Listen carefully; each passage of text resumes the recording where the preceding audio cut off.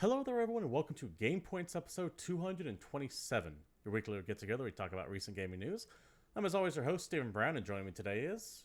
I'm David. Tonight, David. Sony and Marvel make the internet mad. Oh no. Classic.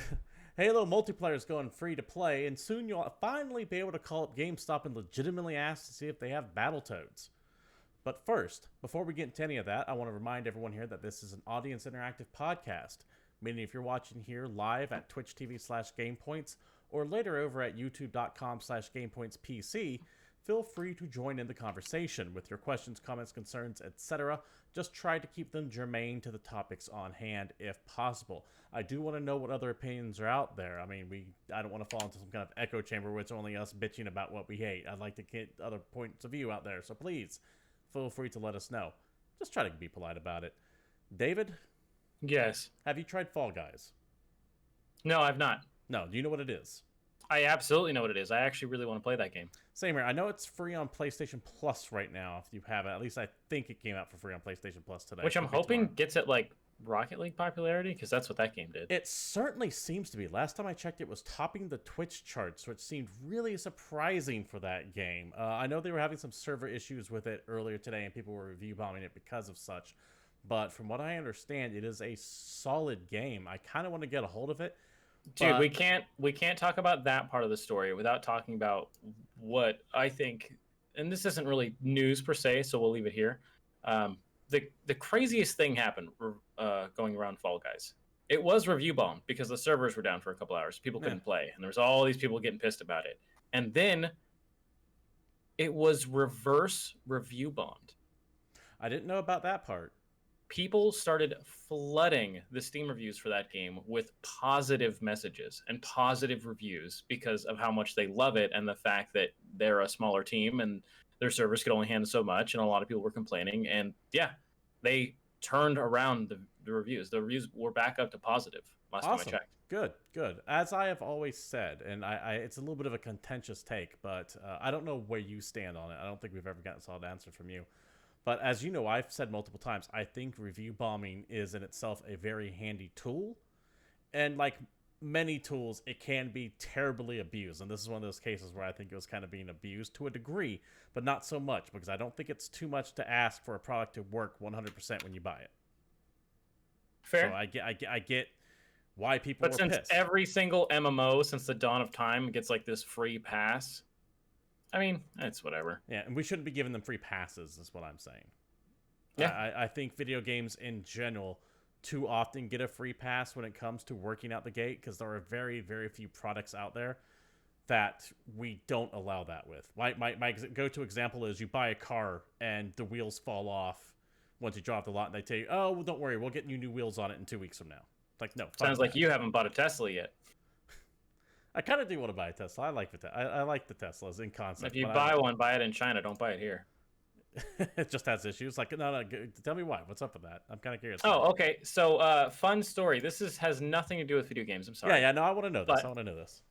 This is related to like Consumer Reports style reviews of automobiles and manufacturers, and the fact that there's this metric, and I can't remember what it's called, and someone will probably tell me later, that reviews manufacturers based on the number of defects or problems per 100 vehicles, right? Like good ratings, like a 3 to 5 or something, or a 10 is okay, and 20, okay, you kind of have some issues. An American-made Tesla, model, I think 3, has, on average, 250 problems per 100 vehicles. It is the single So that worst means one car on average vehicle. has 2.5 problems with it.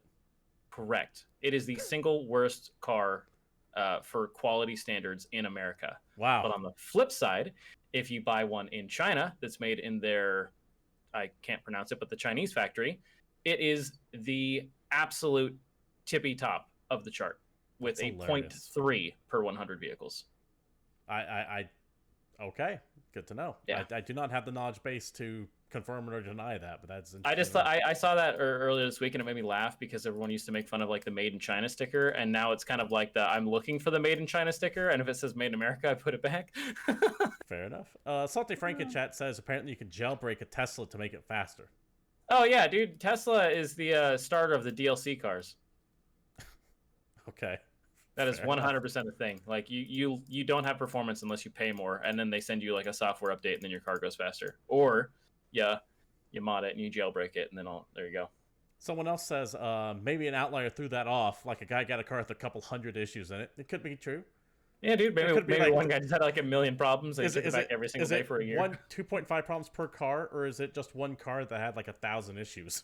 It's some weird I know. metric, but it's Yeah, I get 250 it. per 100 vehicles is all I can give you. David, that was fascinating. I actually didn't know that. I like learning new things on here, but this is, of course, about video games. So let's go ahead and go into the first story of the week, one that makes the internet mad while no one's really going to do anything about it. Right? That I think we can already say that out the gate. People are going to be pissed off about this story, but nothing is going to change because no one votes with their wallet. In fact, saying the phrase "vote with your wallet" is kind of said by myself, at least with tongue in cheek, because we all know no one's going to. Headline: Spider-Man coming to Marvel's Avengers exclusively on PlayStation. Everyone press S to spit. Get mad at Sony, get mad at Marvel, and understand that your anger means nothing because everyone's still going to buy this fucking game. Or I take that back. I don't know if everyone's going to buy this game because I don't think it's actually going to sell all that well. Bro, okay, really quick. I don't know a single person that is going to buy. Yeah, that's why I'm saying that. But I don't think this doesn't matter if they got Spider-Man or not. I don't know anybody that's like crazy hype for Marvel's Avengers. I don't think this is going to affect sales at all, one way or another. But people that want to play it are going to play it. People that don't want to play it aren't going to play it. Exactly. While on that topic, though, it feels... I don't want to say it feels like this game's going to die, but for a huge... Like, Marvel Avengers, the game, should be massive, right? We should be fucking hearing about it nonstop. And we're not we'd heard rumblings of it for so long, right? Yeah. The hype for it seems meh at best, which, hey, that could actually work in its favor. Because if you go in with muted expectations and it blows them away, then word of mouth spreads pretty quick. So that actually could work out in its favor. We'll see. Anyways, back to the story on hand. This comes from the PlayStation blog post, or the PlayStation blog, rather. We can't wait for you to add Spider-Man to your Marvel's Avengers roster in early 2021. By the way, this entire post just goes on and on and on about Spider-Man. Just jump to the bottom of it. I do provide the links to the stories down below. Jump to the bottom of it for this part right here. And as we promised before, he'll be available at no additional cost to owners of the base game exclusively on PlayStation. It's those last three words that have set the internet afire because exclusives never go well when it feels like it's breaking up content from other players. Let's use the Destiny strike as an example. That actually pisses me off because I play Destiny on PC, and in my triumphs, there's this one fucking strike I can never get because it's a PlayStation strike, but they didn't bother to take it out of the PlayStation triumphs list. So it just sits there looking at me. Fucking hate it. David, what do you feel about this? I feel like it's going to be a thing where Spider-Man is free on PlayStation and everybody else gets to buy him. So you think that's something I want to mention, the wording on this. It says, no additional cost to owners of the base game exclusively on PlayStation. Now, that can mean a couple things. One, what you said. It could mean that it's only free on PlayStation, but people will have to pay for DLC to get him in other systems. Which is like a pack-in bonus, which is fairly common, right? Yeah, it's different content for different things. Get this skin exclusively for PlayStation for pre-ordering it, and you can probably buy it later somewhere else, something like that. Same idea, only it's more than just a skin. It's actual content being sliced I think it would off. be really strange if he is a completely PlayStation exclusive character. I could see it being timed, or I could see it being that he's purchasable day one on other platforms. But I think the least likely option is that it's 100% PlayStation exclusive character, because that seems really weird. We have learned over the years when a company says exclusive, it can be very wishy-washy what they mean by exclusive. Because it's that fucking corporate Twitch talk they like to throw out there to confuse you and make you think it's this. Whether they're technically correct, if you press them on it, they might have to get more details. It's one of those things where I wish someone would actually get a hold of something and go, hey, is this console exclusive, timed exclusive? Is it only going to be able to be free on PlayStation, bought someone else? Like, I want more details exactly on that. But as written out the gate, my first thought is exclusive only on PlayStation, which kind of makes sense to me because Sony and Marvel have this weird relationship with Spider-Man. That's true. And there is Spider-Man.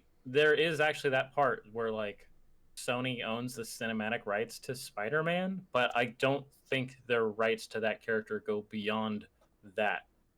I don't think they own the cinematic rights to it anymore. I'm not positive on that, but they No, used to. Sony still has rights They to still have the rights the to? Okay. Spider-Man and Friends. That's why Venom comes out. That's why we're getting all those other, because they have to shit out a Spider-Man movie every few years or they lose them. So remember, there was one of the best PlayStation exclusives actually was that Spider-Man game that came out last year, I believe. Maybe it was the year before. But that Spider-Man PlayStation 4 game, really good. Also only on PlayStation. I have to wonder if part of that deal was any Spider-Man games or any Spider-Man video game content can only appear on PlayStation. Because that might be part of it. That might be wrapped up into the deal there. What do you think? Yeah, I still feel like I don't think it's going to be a Sony exclusive. You don't think that's going to be forever on there? Yeah, I don't think it's going to be a forever exclusive. I think it's either going to be temporary or just free for a little while. Well, I could very well be wrong because of, what we've mentioned. There could be some weird agreement thing in place that who knows how all this stuff is written up. I don't know. That seems dumb. So what bothers me about stuff like this, and it's something I don't see people necessarily touching on because it's such a weird thing that seems esoteric in its nature. I hate exclusive content shit like this because if it's not important enough to actually be in the full game itself, then why do we care? If the plot and the game, the story go just fine without Spider-Man being in it, if you're on the PC or the Xbox, then why the fuck would I want him on there anyways? It seems fastidious. Well, the way the game is portrayed to me is it looks like you have a big roster of characters that you can choose from, and I don't think it necessarily matters who you actually play as. Did you play Marvel Ultimate Alliance 3? Not the third one, but I played the other two. Okay. I was trying to think if Spider-Man was on the Switch or the Xbox version of that, which would defeat my idea of him being only available to PlayStation platforms. I don't know. If someone knows, please let me know. But yeah, so if it's not important enough to be included in the Xbox and PC versions, then clearly the addition of Spider-Man is not going to affect the plot at all. It's not going to affect the overall gameplay at all, which makes me wonder why the fuck bothering even having him in there to begin with. Do you see what I'm saying? It just feels pointless. Because it's an extra character. They're just going to jam every character they can. Because I feel like it's going to just keep getting more and more people. That's why I don't think which character you're playing as is specifically important. Do you think that they'll try to have, if this is exclusive on PlayStation, do you think they'll try to have characters exclusive to PC and Xbox and Switch, or is this only a Sony deal? If there was going to be other exclusive characters, I feel like we would hear about them now or soon, and they wouldn't be added after the fact. Okay. I agree. I think they would have announced Sony's in a position where them paying the money for it seems just completely on brand, right? Yeah, they definitely are big on the exclusive thing right now. They seem to be big on that. I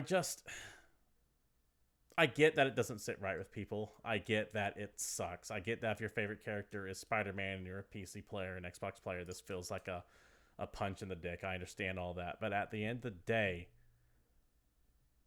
I think that while people are mad and are going to bitch about it, I don't think this is going to affect sales at all. Because if it did, it doesn't do it enough to overcome the amount of money being thrown at it for them to take this kind of deal. Yep. So, it's long and the short of it. Anyway, I like Salty Frank's comment. He says he knows it's not the case, but he's just imagining this game following the plot of the last two movies. But on Xbox and PC, Spider-Man is just missing from the scenes. So it's still B for B, like the same exact footage, but Spider-Man's just they're just there. Talking to like this empty blanks, like nothing. Yeah, or better yet, some randomly generated NPC that's just standing just there. Just a total stand-in. That's what I'm saying about how clearly his presence in the game doesn't affect all that much if they feel like they could just cut him out and it doesn't change anything on a fundamental level. Yeah, makes sense to me. Anyway, I think we've hammered Avengers enough. So yeah, people are pissed. Spider-Man's going to PlayStation only. It might be paid on other systems, which I lean toward a little bit because I think you're right in that. Like, why would they do that? But hey, people are pissed. Nothing's going to change. People who are going to buy this game are still going to buy this game, despite how salty they are not. Because as we have learned repeatedly, video game boycotts do not fucking work. Because everyone gets mad online, trademark, capital M, capital O, and do nothing about it. Because it's easy to get mad online. It's hard to actually have follow through. I know at least 2 people that didn't buy Borderlands on the Epic Store. Ah, fuck. You're right. Marvel Ultimate Alliance 3 was a Switch exclusive. So perfect. I don't need. I completely forgot about that. I don't know if Spider-Man was in it though. But he's featured in the covered art, so yeah, he's in it. He's in it. Okay, thank you very much for getting back to me on that. It's been a long time since I played Marvel Ultimate Alliance 3. Fun game, but not doesn't have the staying power. David, why don't you go ahead and tell us about this next upcoming story here? And I got some thoughts on it, and I get why people are worried, but I think it might be unfounded. Cool. This is gonna be from the Twitter account for Halo Twitter, whatever, Microsoft, whatever. But Halo Infinite's multiplayer will be free to play. Quote, Halo is for everyone. We confirm Halo Infinite multiplayer will be free to play and will support 120 FPS on Xbox Series X. More details will be shared later. Okay, what's your first knee-jerk reaction when you hear Halo free to play? Sweet. Okay. I'm at the same boat. But I get why people get nervous still to this day around the concept of free to play, because free to play Modern Warfare Warzone is free to play. Exactly. That's a positive thing. With all the story, you still pay for it. I get why people. That game is like the poster of, because I haven't spent money on that game like that. It's fine. Right. I get why people get freaked out about free to play, however, because it still has it definitely has a negative history to overcome. And it still has a lot of negative connotations for a series that's never had any of the free-to-play elements we see today. Namely, microtransactions out the ass for various skins and etc. in it. Oh, hell yeah, this game's going to have that. For sure. So, this is going to be like this is going to be the most video game-ass video game that's ever video gamed. And I get why people who have played Halo since the good old days of Xbox, like the original one, might be skeeved out by the idea of those additions being crammed into this game, because it's change, and as we all know, me specifically, fear change. Yeah, well, the campaign will still be there, and all you old timers can have fun with that, while the rest of us are going around and playing online. Full disclosure, I'm only going to play the campaign. I rarely play games multiplayer. Full disclosure, I am never touching the campaign of Halo. Yeah, well, you play the multiplayer though. Yep, because it's free to play. Especially because it's free. Fair enough.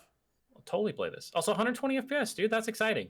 On the Xbox Series X. Now, I know we both have PCs. We could technically run it at 120 frames per second. But the question is, will they put some bullshit thing in there to keep you from running at 120 to force you to buy Series X or not? I doubt it. If it's capped at 60 on PC, I am burning down Microsoft. I doubt they would do that. I highly doubt they would. I'm driving to Bill Gates' house and I'm calling him names. I'm writing mean words on signs and putting them in his yard. So what you're saying is you're going to be mad online and then play the fucking game. No, I'm going to be mad on lawn. You weren't listening. Put a giant flaming Halo ring in front of his house. Jesus. That's What? It's a welcome to the neighborhood ring. Oh, God.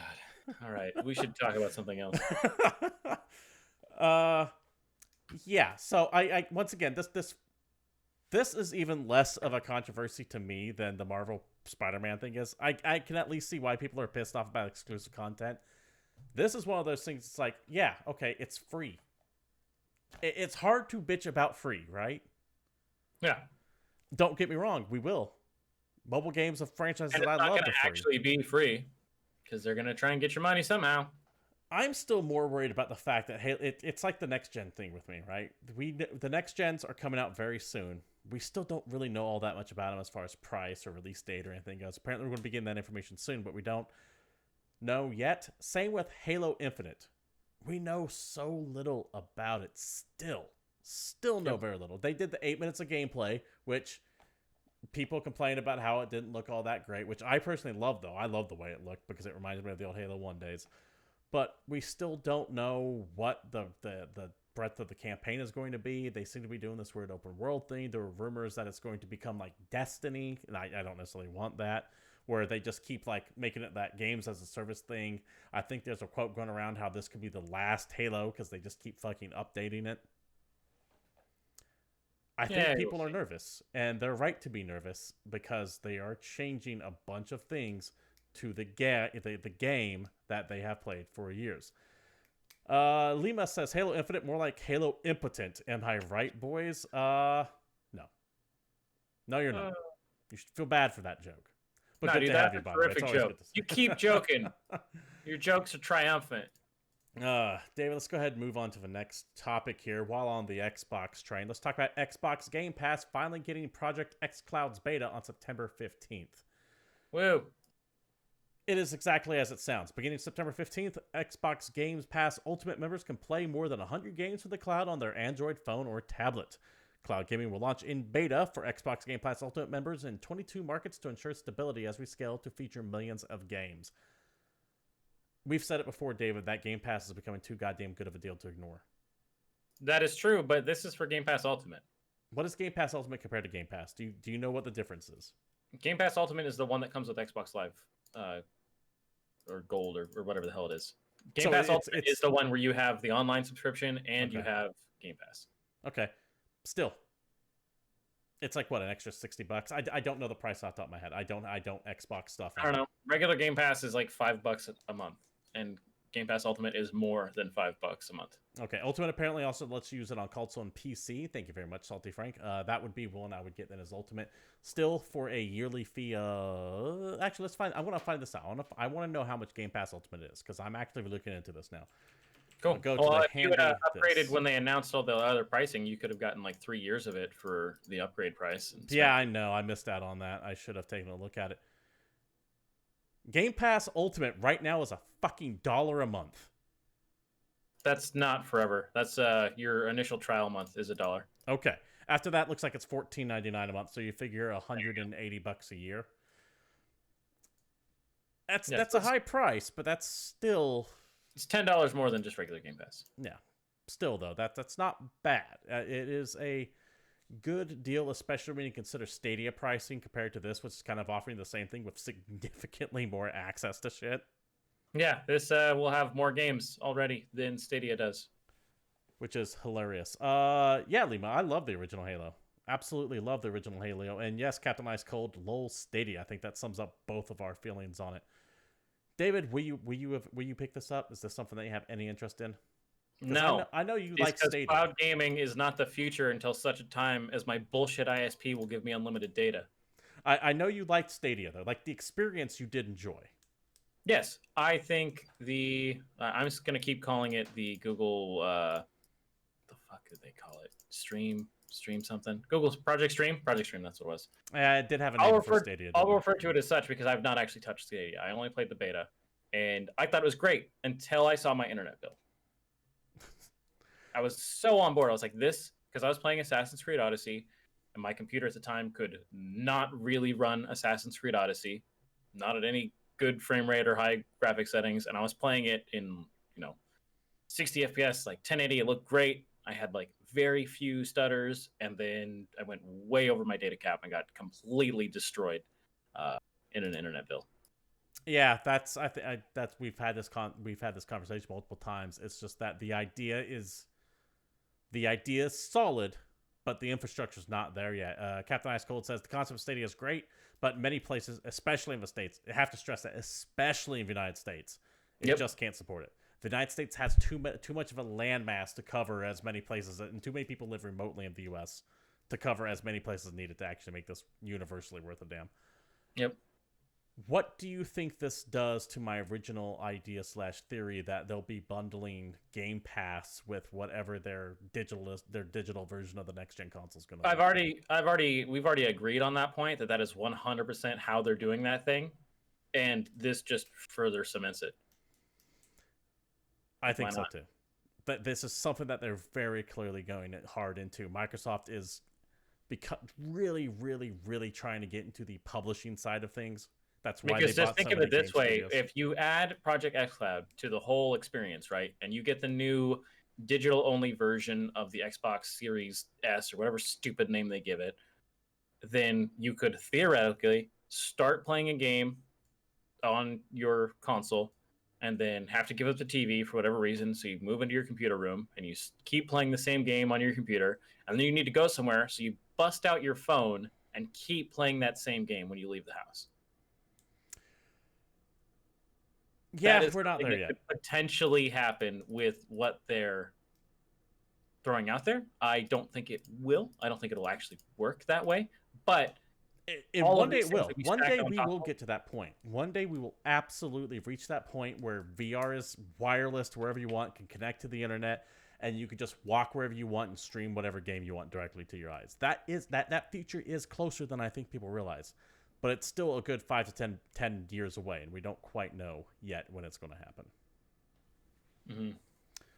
David, well, on the topic of Microsoft, let's go to a company they own called Rare, and the fact that Battletoads has been given an official release date trailer.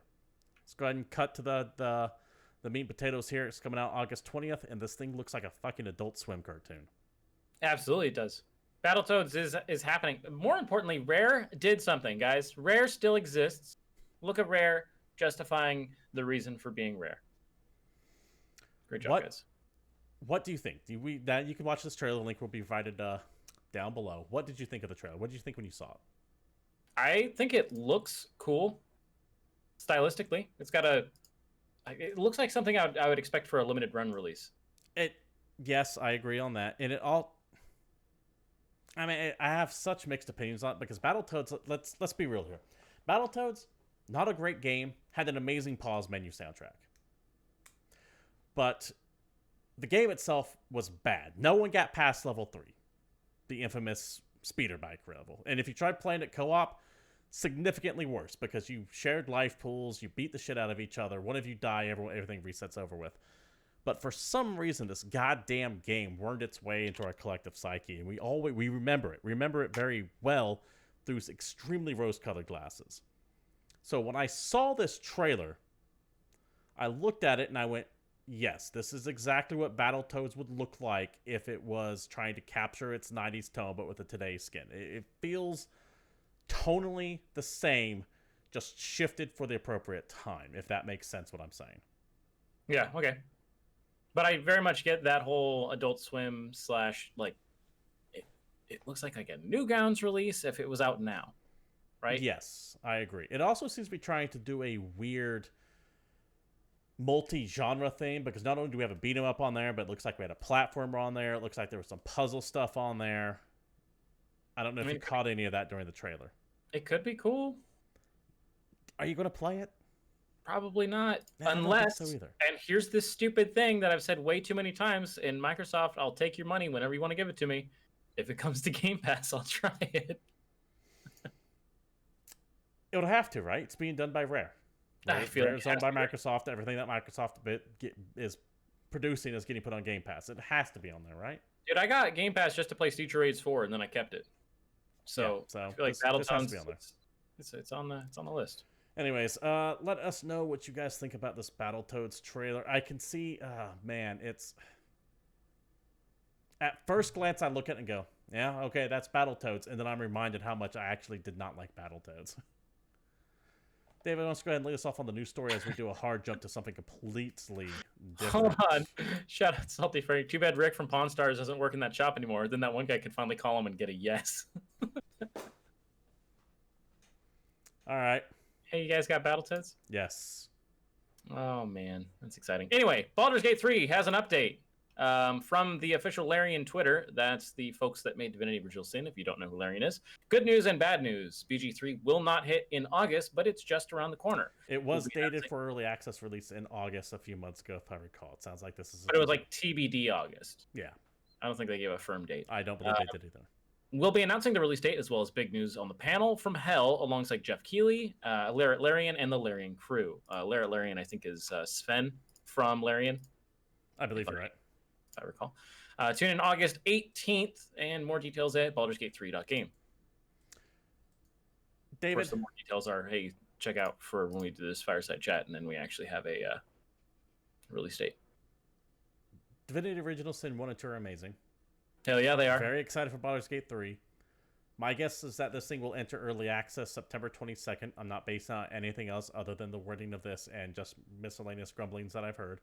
The biggest thing to remember about any BG3 announcement is 100% the first version of this game that you will receive or have access to is going to be early access. Yes, it's and how it's Original Sin worked. It's how DOS 2 worked. That's how Larian rolls. And it's not going to be anywhere near to the full game. It's going to be maybe a chunk of the first act, and not even the entire first act. Yes, they are very much let's get this thing out there and see what the community thinks. And they are the kind of studio that if they throw this early access out and that first chunk or that first chapter is just a huge no with the fans, they'll probably seriously retool it. And as such, it is very hard to give an idea of when Baldur's Gate 3 will launch in its entirety. It could be as early as a year, or it could be 2 to 3 years, depending on how much work they want to change due to community feedback. If everyone loves it and they say, yes, this has our blessing, go full steam, then you will get it out sooner. If people go, this sucks, change this, they will change that stuff. They are very receptive to community feedback. I think the first DOS was in early access for a year, and the second one was for a year and change. I believe you're right. So I would not be surprised if the full release is September of 2021. Yeah, I could see that. They have also, I believe, said that Baldur's Gate 3 is going to be significantly larger than anything they have worked on, which of course will increase dev time as well. Ashley Goldman, my glasses are 100% real. He's blind as hell. Yeah, not only am I blind, I've actually got something really messed up with one of my eyes going on, so it's happening. It's happening. But yeah, excited for Baldur's Gate 3. What bums me out? I don't want to say bums me out because it makes me sound entitled as fuck. I hate stuff that gets put into early access when I really want to play it, though. I'd rather it just like percolate until it's fully ready, because it falls in that same category of the episodic stuff. Where episode 1's out, it's like, okay, cool, I'm just waiting till episode 5 comes out, but then I have to hear about this fucking game nonstop every time it updates for a year to 2 years, and that drives me insane. It's a personal thing. I'm not saying they shouldn't do it. I'm not saying it's a bad thing they're doing it. It's just me personally. I hate it.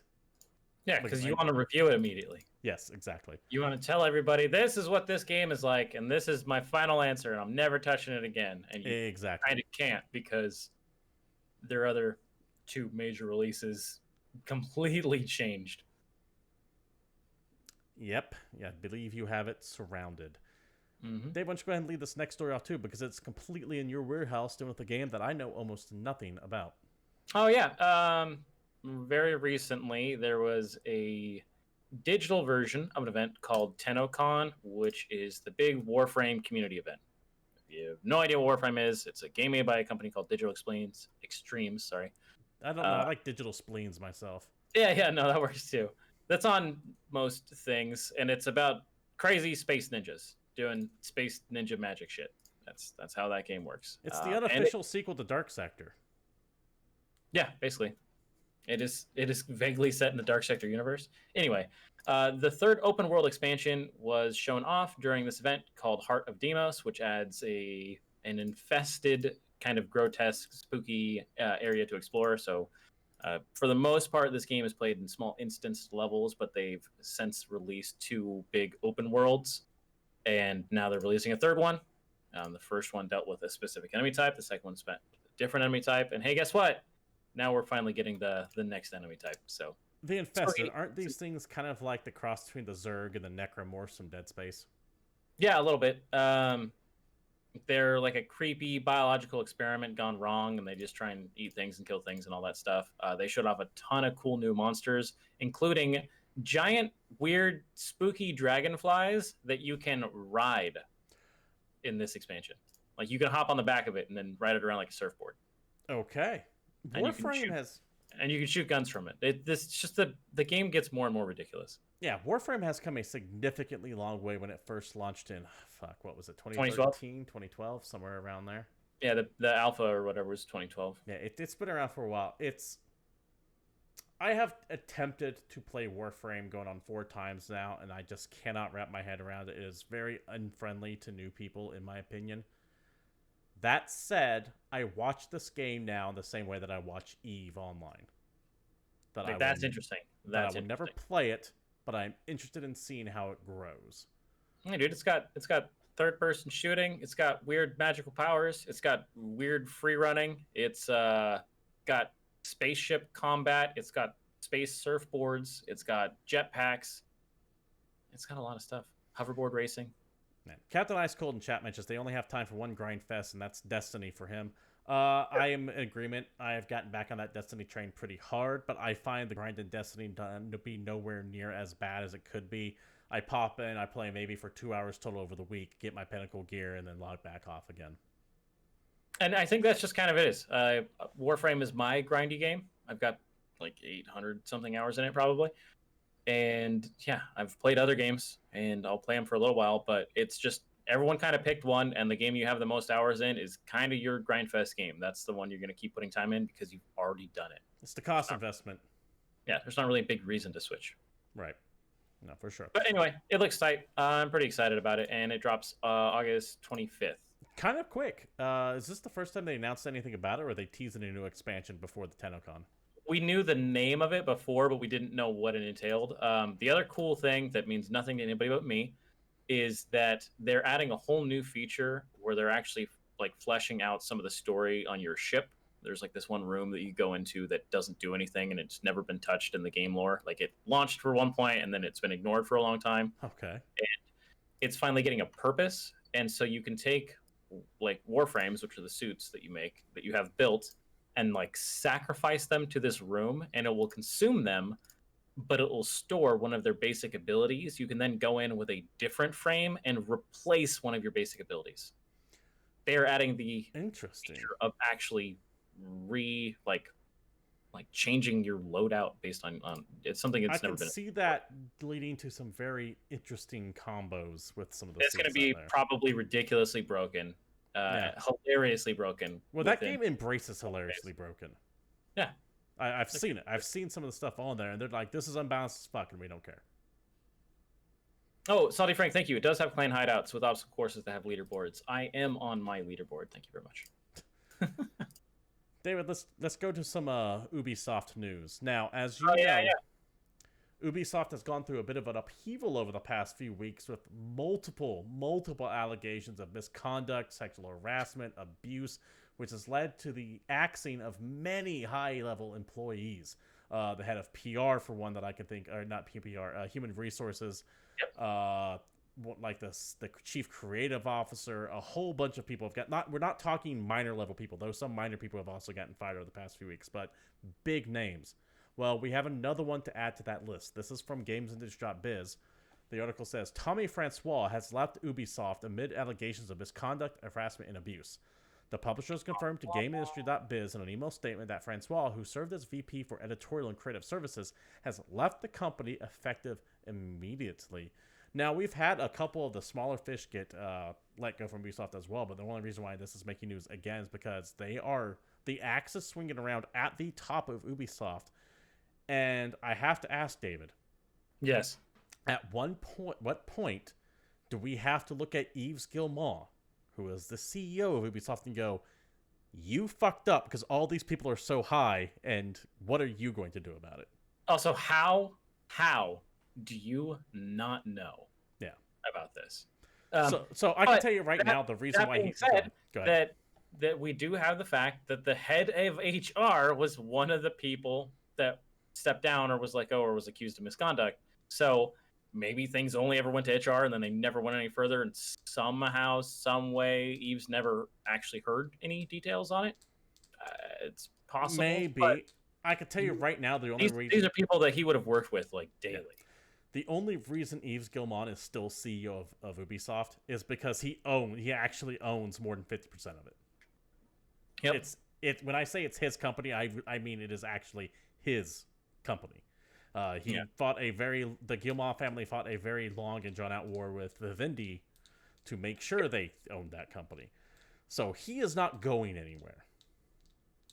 So how can he be held to account for the systemic abuse that's happened at Ubisoft? Because He is at the center of it all. He might not himself have abused anyone, but the whole phrase, the buck stops here.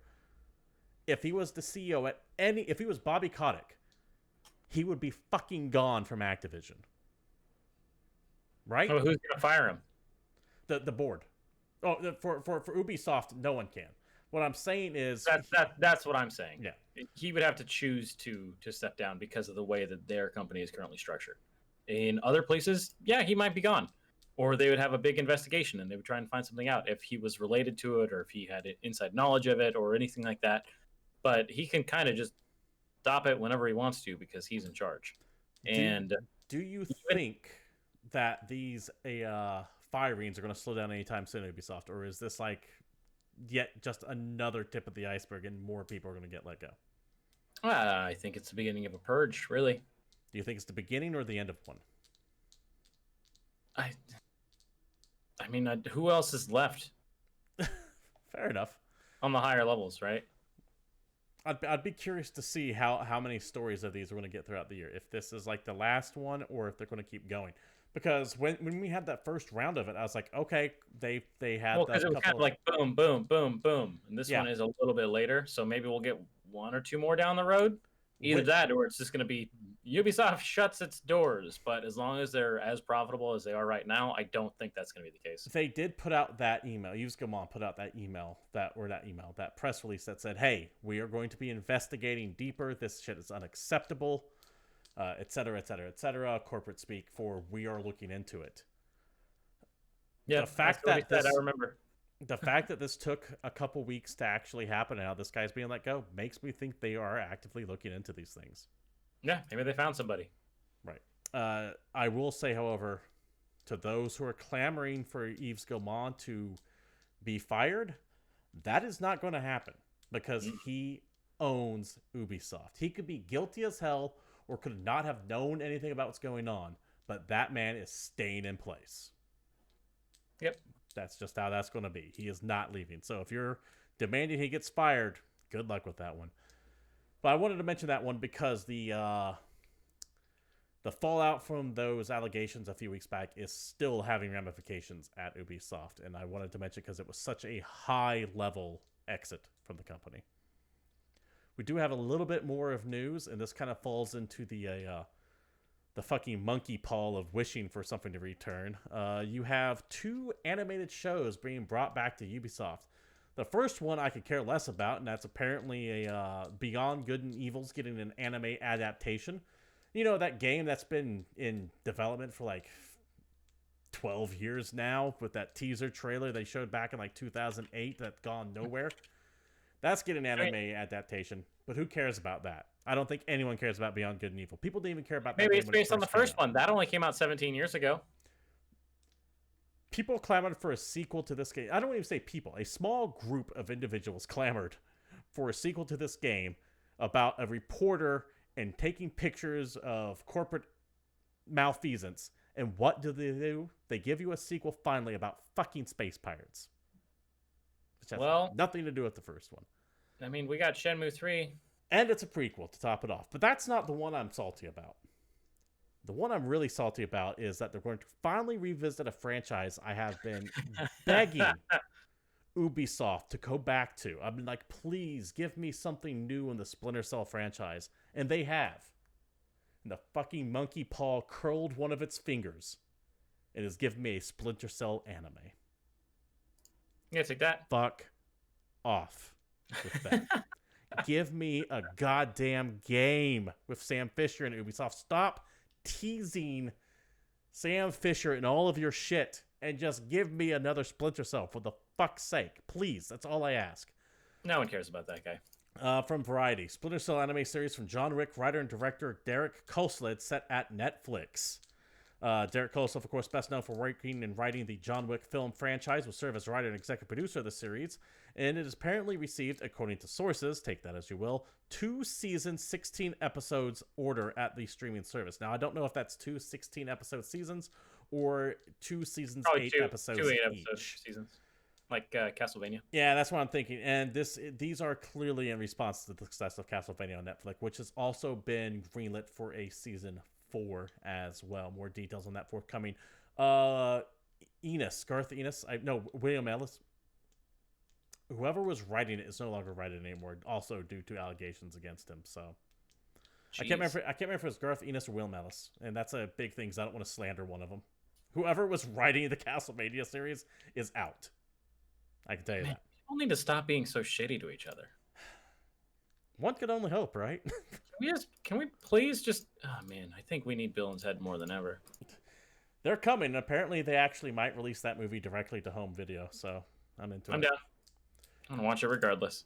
David, we have one thing upcoming this week that you need to keep your eye on, and I will be co-streaming this, by the way. Sony's State of Play returns this Thursday, August 6th at 1 p.m. Pacific Standard Time. And as I said, I will be co-streaming my reactions during then. I say reactions in commas because or quotations rather, because honestly, I don't react all that much to these things. From the blog post itself. It's a work day for those of us that have jobs. Yeah. From the blog post. This episode is weighing in at 40 minutes. We have a great lineup in store featuring plenty of new gameplay footage and other game updates. And just to be super clear, there will be no PlayStation Studio updates in Thursday's episode. There won't be any updates around hardware, business, pre-orders, or dates either. On Thursday, our focus is squarely showcasing some cool upcoming games coming to the broader PlayStation ecosystem. David, we are no more than 4 months out at the maximum of the PlayStation 5 coming out. They have a State of Play coming in which they're not going to talk about any first-party games that might be around the corner, and they're not going to give us release date or specs of release date or pricing rather of their new system. What the fuck is this going to actually show? Because the PlayStation 4 is dead at this point. It's gonna show video. Do you not know how to read? Did they not teach you how to read? I know how to read, but what are they taking? David, fuck, man. You know what I'm getting at. Why are they taking 40 minutes to show us third-party shit? It's a 40-minute PS5 sizzle reel. No, they refuse to pull the trigger before Microsoft does. And this huge game of chicken will continue. God damn it, David. God damn it. I hate it so fucking much. In the market to hold out for as long as humanly possible until Microsoft pulls the trigger first, because Sony is currently winning the console war, as that means anything to anybody, which I don't think it actually does. So they're just going to sit pretty, and they're going to show off video games, and they're going to have sizzle reels, and they're going to try and talk more about video games, and that's what they're going to do until Microsoft says, by the way, here's the price of this thing. Oh, and here's Lockhart. And then Sony's going to say, oh, well, here's our thing, and it's only this much more expensive. That's your life until probably late September. And then you're going to get video game console pricing 30 days before the video game console releases. It will be unprecedented. It'll be amazing. No, fuck that. Fuck that. They're expecting people to... I hate this so much. I hate it. What, are you mad because you don't know which console you're gonna pre-order? You gonna go to a GameStop? What do you want? I'm mad. And once again, mad online, capital O, capital M. So that should tell you exactly how I actually feel about this. It's one of those goddamn things where it's like, motherfuckers, you have such little faith in your product that you're not willing to give people details on this shit 3 months out from launch. Because let's be real here. This is going to launch before Black Friday, which is November. If it's August now, August, September, October, November. This thing is 3 months away. Yep. What the fuck? God damn it. Just shit or get off the pot at this point. At least one good thing. I love how mad you are because there's fuck all you can do about it. No, I know there is fuck. That's like I said, mad online, capital M, capital O. Man, I'm getting like shit about it. Like my Epic Game Store vibes. This is great. Just keep digging in. Get more mad about it. What? No, I'm gonna dial it back a little bit. One thing that I'm actually very happy for is they do straight up set the expectations for this thing out the gate. They're like, hey, no first party shit. We ain't talking about hardware or pre-orders or any of that stuff. So set your expectations accordingly. We'll see. Either way, I will be streaming 40 minutes. I don't know how they're going to fill 40 minutes, but we'll take a look. Maybe there's some bangers in here. Who knows? Fuck. Maybe finally we'll get Dead Space 4. I doubt it because apparently they're not talking anything about Sony first party though, so it's got to be third party shit. We'll see. This Thursday, August 6th at 1 p.m. Pacific time, right here at twitch.tv/GamePoints to see the giant vein in my head explode. But we'll see how that shakes out. David, that's still, however, 48 hours or so away from now. In the meantime, what can I play to keep myself occupied? New releases. There are video games coming out this week, actually. It's very exciting. So first, we'll talk about this one again. We talked about it at the top of the show, but Fall Guys Ultimate Knockout does come out this week for PC and PS4. It is basically out. It is, I think, probably the ultimate Battle Royale game to end all Battle Royale games, because unlike all the other ones where you're trying to shoot people to be the last person standing, instead, you are basically playing an episode of MXC. And man, do I want to play this game. It looks completely ridiculous. They had a ton of server issues at launch, and they got review bombed, and then they got counter review bombed. And from what I hear, the game is really cool if you can get into a game. And there you go, Fall Guys. This is a game I would actively be streaming if it wasn't just already super crowded on Twitch. Yeah, I would love to play this, and I want to play it on my own time. But man, do I actually... I feel like I missed out on this one because I had a chance to get a beta code up to it, and I looked at it and I went, it's multiplayer. I don't think it's going to do all that good. I'm passing. I was just fucking dead wrong on that. Man, you're an idiot. Yeah, I'm a moron.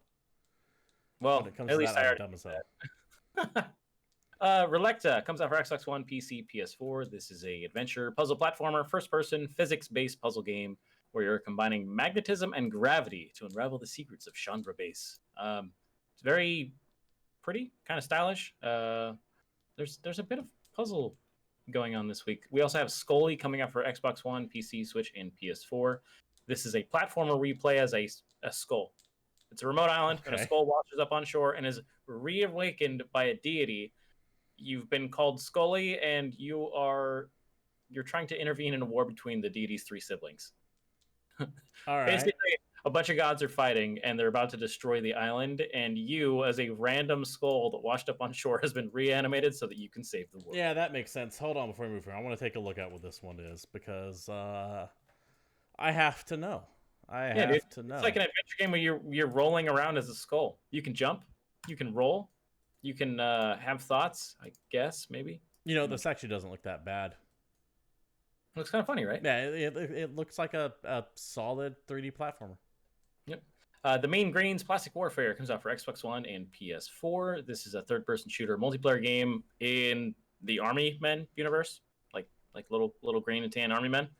It's the world's greatest battle, green versus tan. Fight against and amongst others online. Jump, shoot, and roll your way to victory. Sometimes the greatest battles are fought by the smallest of soldiers. It's so weird. It's like small soldiers. What was that game? I remember that. I remember that movie. Yeah. I think Phil Hartman is the soldier. Online 2 comes out on Steam. Too little, too late. How's that? Are you still playing that, by the way? I know you were waiting for years to get a hold of it. I was waiting for years to get a hold of it, and then the Windows Store launch was so completely and utterly devoid of quality control that I spent the 2 days that it took to scrub that game off of my hard drive because of how fucking insidious the Windows Store apps are, and never looked back. Would you get it for Steam? Done. No, that pissed you off so much it actually soured you on the game itself. Yeah, I will play it if like a brand new version of that game comes out that's totally different, which we saw that trailer for like New Genesis or whatever. If that's like a new game, maybe I'll look at it. If it's the same exact game with a skin on it, nah, don't care. Fair enough. Mystery Mine comes out for Xbox One and Switch. This is a 2D platformer. Dangerous monsters and bosses, arcane magic, and you're basically playing as a worker from a small village. Sorry, he met an ancient spirit who needs help. Spirit promised to protect your village from great evil, so you have to follow him to the underworld. And it's a cute little 2D platformer on Switch. Side scrolling, fancy stuff. Rogue Cube comes out for Xbox One, PS4. This is a top-down cube-based Smash TV like. I figure if Dark Souls can have Dark Souls likes, then Smash TV should be Smash likes for any and all twin stick style shooters from here on out. I was actually kind of craving a Smash TV style twin stick shooter. Well, dude, you should pick your cube and blast your way to victory in Rogue Cube. Solo campaign, local multiplayer campaign, local multiplayer cooperative and competitive modes. Can you capture the 8 vertices and clear each zone? Jump, dodge, and shoot your way to victory. I don't like the idea of capturing the 8 vertices. 37 weapons, 11 levels. There you go. Steam Tactics comes out for Xbox One, Switch, and PS4. This is a turn-based strategy RPG that came out on Steam in 2017. It's a 3-year-old video game. Okay. It has, at the time of this broadcast, 37 positive reviews on Steam. So Okay, out of 37 reviews, and they're rated positive. But they're all positive. So 100% positive rating. Overwhelmingly positive is what you're saying. No, it's positive. It's not very positive, and it's not overwhelmingly positive. It is positive. So 37 people average out to a positive. Okay. Anyway, it's an airship-based, turn-based strategy game. I think that there is no limit to the amount of turn-based strategies that we can have, so the more the merrier. Maybe this game's awesome. Maybe this game's crap. I don't care. I think turn-based strategies are cool. They all deserve a chance. Speaking of, if you want a good turn-based strategy, it's been out for a little while, but I finally started playing it. Get Fail Seal. Fellseal. Arbiter's Mark. Fail Seal Arbiter's Mark. It is really good so far, and it reminds me so much of Final Fantasy Tactics. And that is a positive comment. All right, I just wanted to get that out there. Okay, we've got Airy Broken Memories. Comes out for Xbox One, Switch, and PC. This is a flight/walking sim. It's not really a walking sim, but it's more that vibe. As you're flying around as a little bird, you're going through thought spheres and memories of an unknown person, experience the feeling of flying, immersed in beautiful and atmospheric landscapes, and experience the unique storytelling of the game while getting attached to the lovely main character. This has some serious Flower vibes, if you remember that game. Yes. But with kind of prettier landscapes, it looks really good, and more of like a kind of story-based exploration, whereas Flower was just kind of just bringing life to the world, you know. Clan N comes out for Xbox One, PC, Switch, and PS4. This is a online beat-em-up. Did you ever play Swords and Sorcery? No, apparently it was free recently on Epic Store, though. The only reason I brought that up is because I think the art style, to me, gave me a Swords and Sorcery vibe. Okay. But yeah, it's a beat-em-up. It's a brawler. It's side-scrolling, play alone or with friends, and you're doing like an epic brawler. But it has, looking at the trailer, it looks like it has weird, like phone-style mini games. Like do all this stuff and fight these bad guys, and then was that Flappy Bird for half a second? And then no, okay, wait, was that like Breakout for half a second? I'm not sure. So the trailer kind of threw me. I'm not exactly sure what's going on. Swim Sanity comes out for Xbox One, PC, and Switch. This is an action 2D side-scrolling shooter. It's an underwater shooter with action-packed co-op and versus game modes, online and local play, and you've got weapons and power-ups, and you're exploring. And it's I don't know, 2D side-scroller. Doesn't look crazy, but maybe you like it. Fast and Furious Crossroads is on this list, so I have to talk about it. Xbox One, PS4, and PC. This is a video game based in a universe, and it is being released now because now is apparently the time where we need a Fast and Furious-based video game. I was about to comment, this game feels like it's about 1.5 to 2 years too late. Yeah, dude, the most recent Fast and Furious movie wasn't even called Fast and Furious. Oh, it was like that Hobbs and Shaw movie, wasn't it? Yeah, for sure. When did that come out? How long ago was that? I don't care. I'll find out. Anyway, it's like a cinematic, story-driven car drivey game as you're hunting down an international crime syndicate, and then you can play online with your friends. You can make a crew, and it looks like the crew mixed with Need for Speed, mixed with every other racing game I've ever played in my entire life, with a Fast and Furious skin on it. 2017 for the last mainline movie. And then you had that Hobbs and Shaw movie, which came out in 2019, so a year ago. Supposedly the game is in universe. Who knows? Maybe it's canon. Maybe this is the next movie. We'll find out. Well, I mean, somebody else will find out. I'm not going to find out. You guys can tell me later. Yeah, I just... if you like the Fast and Furious movies, I am glad you have something that you enjoy. But it's just never been a franchise that has spoke to me on any level. And then last but not least, definitely not least, Horizon Zero Dawn comes out on PC this week. Sony following the footsteps of Microsoft, bringing all their exclusives on over to PC. They do not expect this to be the last one. I fully expect to see every major Sony game now on Steam within a year to 2 years after it's released. I think the next one is going to be Spider-Man. I think they're going to put that Spider-Man game on PC. That being said, I'm excited for Horizon Zero Dawn on PC. I might have to play through that again. That will be this Friday, I believe. I might have to go through that game again. It's the one of the 2 games I've ever platinum on PlayStation. The other one being Persona 5R. Yeah, I just want to see that game run at crazy high frame rates, and just it's exciting. David? Also, Captain Ice Cold, the Fast and Furious movies are not actually terrible. I'm with you on that one. They are absolutely perfect popcorn flicks. Yeah, that's I'm not saying that. I'm not trying to bash them. I just say that they are absolutely not for me. But I'm glad you guys have something. I just think a video game based in universe is poorly timed. Yes, I agree. It's like how all those Walking Dead games are coming out. They feel just extremely poorly timed. We're also in a weird time where we don't really get movies or TV shows right now anymore. So maybe video games based on our favorite franchises that's the future. Maybe that's where we're at. Nah, I'd rather not. Every show you love comes to you as a video game. David, that does it for new releases, which means we are at the end of the show. This has been GamePoints episode 227. Thank you all for showing up. We do stream live here at Twitch TV/GamePoints every Tuesday at 8 p.m. Pacific Standard Time. So please feel free to come on by and join the conversation like so many of you did. Salty Frank, Captain Ice, Cold, Morathon, Ashley Goldman, Elo Lima, and to everyone else who happens to be lurking, thank you very much for your support. If you can't watch us live, however, you can always catch old shows over at youtube.com/GamePointsPC, or you can join the Discord, link provided down there, to see where they are posted up as well. Regardless of where you happen to be watching from, you know what streamers want if you want to support the show. Follows, likes, subscribes, bits, all that good stuff. Otherwise, just watching helps more than you might think, so thank you very much for that. We will be back with regular game streaming tomorrow at 1 p.m. and again at 9. We do 2 shows a day, Wednesday and Thursday and Monday as well. If you want to follow the show on Twitter, you can do so at GamePointsPC. You can follow David there at Palshife_Satori and myself, Stephen Brown, at CapitalistPig21. Once again, this has been Game Points. Thank you all for showing up, and until next time, we're out of here.